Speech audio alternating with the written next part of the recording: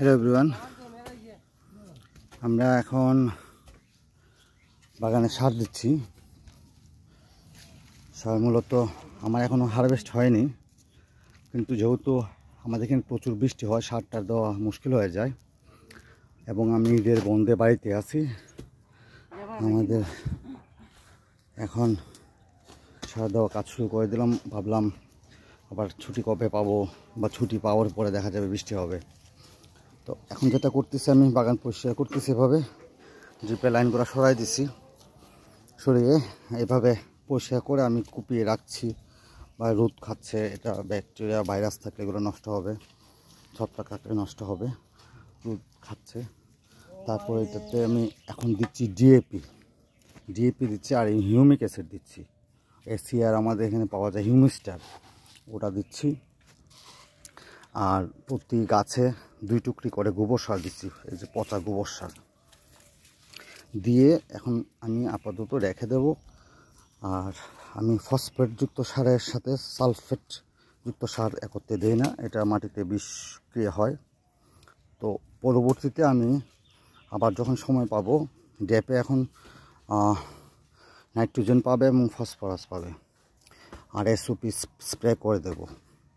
এখন পরবর্তীতে যখন সময় পাবো, তখন আমি এগুলোতে জিঙ্ক, সালফার, তারপর হচ্ছে এসওপি যেটা হচ্ছে মাটিতে দেওয়া আছে একটা, এটা হচ্ছে স্প্রে, একটা মাটিতে দেওয়া আছে, ওটা দেব। এবছর থেকে আমি আর পটাশ দেব না। অনেক যারা অভিজ্ঞ, ওদের সাথে কথা বলে দেখলাম যে এমওপি যেটা, মানে পটাশ যেটা আমরা বাজারে পাই 20-25 টাকায়, এটা আমের জন্য কোনো ভালো রেজাল্ট আনে না। আর আমি গতবার 4 বারের মতো আমি পটাশ দিয়েছি মাটিতে বেসাল ডোজ হিসেবে, কিন্তু আমার পটাশের ঘাটতি আমি দেখছি। তো এই জন্য বুঝতে পারলাম যে আসলে এই যে আমার দেখেন মাটিতে পড়ে যাচ্ছে, ডালগুলানো উইক হচ্ছে। তো আমের জন্য যেটা বুঝতে পারলাম, পটাশ যেটা, ওটা তেমন রেজাল্ট আনে না, অন্য ফসলের জন্য আনতে পারে।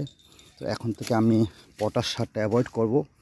এর বদলে আমি কুইক পটাশ যেটা স্প্রে করে দেয় এটা দেব, বা এনপিকে স্প্রে করে দেব।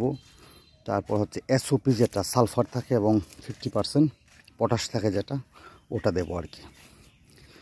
তো পরবর্তী সার ব্যবস্থাপনা হবে মিনিমাম 15 দিন পরে, বা যখন আমি অ্যাভেলেবল টাইম পাবো। আপনারা চেষ্টা করুন 15 দিন পরে দেওয়ার। এখানে আমি ইউরিয়া দেব, এসওপি যেটা দেবো, এসওপি দিলে সালফারও পেয়ে যাবে, পটাশও পেয়ে যাবে। আর জিঙ্ক সালফেট যেটা, এটাও দেব। বুরন দেব মাইক্রোনিউট্রিয়েন্ট হিসেবে। এগুলা দিয়ে আরেকবার সার দিয়ে দেবো আর কি। তো আপনারা যারা অভিজ্ঞ আছেন, আমার কোনো যদি ভুলভ্রান্তি হয় আমাকে একটু সাজেশন করবেন কিভাবে এর চেয়ে ভালো রেজাল্ট করা যায়। আর একটা এই যেটা একটা বাড়ির ফুল আম গাছ, আমি সব গাছ বেগিং করতে পারিনি, কয়েকটা 4-5টা বাড়ি ফুলও রয়ে গেছে, দেখেন অনেক ভালো সাইজ আসছে। আর ব্যানানা আমগুলো আমার বেশিরভাগই হারভেস্ট হয়ে যাচ্ছে। মূলত বাগান থেকেই লোকজন এসে নিয়ে যাচ্ছে। ব্যানানা আম বেশি দিন থাকবে না। ধন্যবাদ সবাইকে।